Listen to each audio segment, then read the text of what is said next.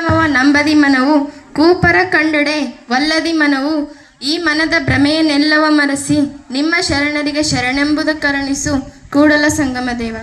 ಗೌರವಾನ್ವಿತ ಅಧ್ಯಕ್ಷರೇ, ಗಣ್ಯ ಅತಿಥಿಗಳೇ ಹಾಗೂ ಪ್ರೀತಿಯ ಶಿಕ್ಷಕರೇ ಮತ್ತು ನನ್ನ ಸಹೋದರ ಸಹೋದರಿಯರೇ, ಎಲ್ಲರಿಗೂ ಹೃದಯಪೂರ್ವಕ ಸ್ವಾಗತದೊಂದಿಗೆ ನಮ್ಮ ರಾಷ್ಟ್ರೀಯ ಹಬ್ಬವಾದ 77ನೇ ಗಣರಾಜ್ಯೋತ್ಸವದ ಶುಭಾಶಯಗಳು. ಜನನಿ ಜನ್ಮಭೂಮಿಶ್ಚ ಸ್ವರ್ಗಾದಪಿ ಗರಿಯಸಿ. ಭಾರತ ನನ್ನ ದೇಶ, ಭಾರತ ನನ್ನ ತಾಯಿ, ನನ್ನ ದೇಶ ನನ್ನ ಹೆಮ್ಮೆ. ಇಂದು ಗಣರಾಜ್ಯೋತ್ಸವ 1950 ಜನವರಿ 26ರಂದು ಡಾಕ್ಟರ್ BR ಅಂಬೇಡ್ಕರ್ ಅವರ ನೇತೃತ್ವದಲ್ಲಿ ಭಾರತದ ಸಂವಿಧಾನ ರಚನೆಯಾಯಿತು. ಸಾವಿರಾರು ವರ್ಷಗಳ ಗುಲಾಮಗಿರಿಯ ಅತಂತ್ರದಲ್ಲಿ ಸ್ವತಂತ್ರ ಪಡೆದು ಗಣತಂತ್ರಕ್ಕೆ ಕಾಲಿಟ್ಟ ಸುದಿನ ಗಣರಾಜ್ಯೋತ್ಸವವನ್ನು ಬಹಳ ವಿಜೃಂಭಣೆಯಿಂದ ಮತ್ತು ಗೌರವಯುತವಾಗಿ ಆಚರಿಸಬೇಕಾದದ್ದು ಪ್ರತಿಯೊಂದು ಪ್ರಜೆಯ ಕರ್ತವ್ಯವಾಗಿದೆ. 1947 ಆಗಸ್ಟ್ 15ರಂದು ನಮ್ಮ ದೇಶ ಸ್ವತಂತ್ರವಾದ ಬಳಿಕ 1950 ಜನವರಿ 26ರಂದು ಡಾಕ್ಟರ್ ಬಾಬಾ ಸಾಹೇಬ್ ಅಂಬೇಡ್ಕರ್ ಅವರು ಸಂವಿಧಾನ ರಚಿಸಿ ಜಾರಿಗೆ ತಂದರು. ಈ ದಿನದಂದು ಭಾರತವು ತನ್ನನ್ನು ತಾನು ಸಾರ್ವಭೌಮ, ಪ್ರಜಾಪ್ರಭುತ್ವ ಮತ್ತು ಗಣರಾಜ್ಯ ರಾಜ್ಯವೆಂದು ಘೋಷಿಸಿಕೊಂಡಿತು. ವಿಶ್ವದಲ್ಲೇ ಅತಿ ದೊಡ್ಡ ಲಿಖಿತ ಸಂವಿಧಾನ ಹೊಂದಿರುವ ದೇಶ ನಮ್ಮ ಭಾರತ ಎಂಬುದು ನಮಗೆ ಹೆಮ್ಮೆಯ ವಿಷಯ. ದೇಶವೆಂದರೆ ಬರೀ ಕಲ್ಲು ಮಣ್ಣಿರುವ ಭೂಪ್ರದೇಶವಲ್ಲವಾದ್ದರಿಂದ ನಮ್ಮ ಸಂವಿಧಾನ ದೇಶದ ನಾಗರಿಕರ ಪ್ರಗತಿಗಾಗಿ ಮೂಲಭೂತ ಹಕ್ಕುಗಳನ್ನು ನೀಡಿದೆ. ಈ ಮೂಲಭೂತ ಹಕ್ಕುಗಳು ವ್ಯಕ್ತಿಯ ವ್ಯಕ್ತಿತ್ವ ವಿಕಸನಕ್ಕೆ ಅಗತ್ಯವಾದ ಸಾಮಾಜಿಕ ಮತ್ತು ರಾಜಕೀಯ ವಾತಾವರಣವನ್ನು ದೇಶದ ಪ್ರತಿಯೊಬ್ಬ ನಾಗರಿಕನಿಗೂ ನೀಡಿದೆ.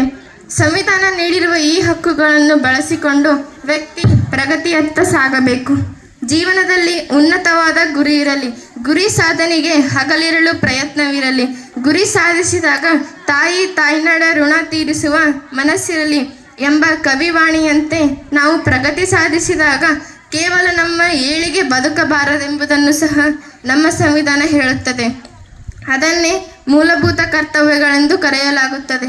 ಮೈ ಕೊಡವಿದೆ ಮೂಕ ಜನ, ಕೈ ಹಿಡಿಯಿರಿ 4 ಜನ, ಎದ್ದೇಳಲಿ ಎಲ್ಲ ಗುಣ ಆ ಸಮೃದ್ಧ ಬಾಳಿಗೆ ಎಂಬ ಕವಿ ಚನ್ನವೀರ ಕಣವಿಯವರ ಆಶಯದಂತೆ ತಾಯ್ನಾಡಿನ ಋಣವನ್ನು ನಾವು ಎಷ್ಟೇ ಜನ್ಮವೆತ್ತಿ ಬಂದು ದುಡಿದರೂ ತೀರಿಸಲು ಸಾಧ್ಯವಿಲ್ಲ.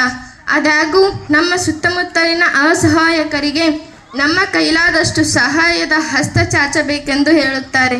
ಅಂದಾಗ ಮಾತ್ರ ದೇಶ ಪ್ರಗತಿ ಸಾಧಿಸಲು ಸಾಧ್ಯ. ವಿದ್ಯಾರ್ಥಿಗಳಾದ ನಾವು ರಾಷ್ಟ್ರದ ಭವಿಷ್ಯದ ಶಿಲ್ಪಿಗಳು. ಹೀಗಾಗಿ ನಾವು ಶಿಸ್ತು, ಪರಿಶ್ರಮ, ಸಮಯ ಪಾಲನೆ, ಪ್ರಾಮಾಣಿಕತೆಯಂತಹ ಗುಣಗಳನ್ನು ಮೈಗೂಡಿಸಿಕೊಳ್ಳಬೇಕು. ಹಾಗೆಯೇ ವಿದ್ಯಾರ್ಥಿಗಳಾದ ನಮಗೆ ಸಮಾಜದ, ರಾಷ್ಟ್ರದ ಸಮಸ್ಯೆಗಳ ಬಗ್ಗೆ ಅರಿವು ಹೊಂದಿರಬೇಕು. ಈಕೋ ಕ್ಲಬ್, NSS, NCC ಅಂತಹ ಸ್ವಯಂ ಸೇವಾ ಕಾರ್ಯಗಳಲ್ಲಿ ತೊಡಗಿಸಿಕೊಳ್ಳಬೇಕು. Life should be great rather then long ಎಂಬ ಬಾಬಾ ಸಾಹೇಬರ ನುಡಿಯಂತೆ ಜೀವನವು ದೀರ್ಘವಾಗಿರುವುದಕ್ಕಿಂತ ಶ್ರೇಷ್ಠವಾಗಿರಬೇಕು.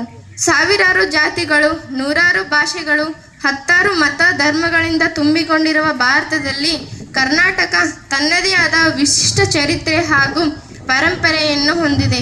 ಭಾರತೀಯ ಸಮಾಜದಲ್ಲಿ ಅಂತರ್ಗತವಾಗಿರುವ ಸಾಮಾಜಿಕ ಅಸಮಾನತೆಗಳ ವಿರುದ್ಧ ನಿರಂತರ ಹೋರಾಟ ನಡೆಸಿದ ದೀರ್ಘ ಪರಂಪರೆಯು ನಮ್ಮ ಕರ್ನಾಟಕ ಹೊಂದಿದೆ. ಭಾಷೆ ಬೇರೆಯಾದರೇನು, ಭಾವ ಒಂದೇ. ಉತ್ತರದಿಂದ ದಕ್ಷಿಣದವರೆಗೂ, ಪೂರ್ವದಿಂದ ಪಶ್ಚಿಮದವರೆಗೂ ನಾವೆಲ್ಲರೂ ಭಾರತೀಯರು ಒಂದೇ.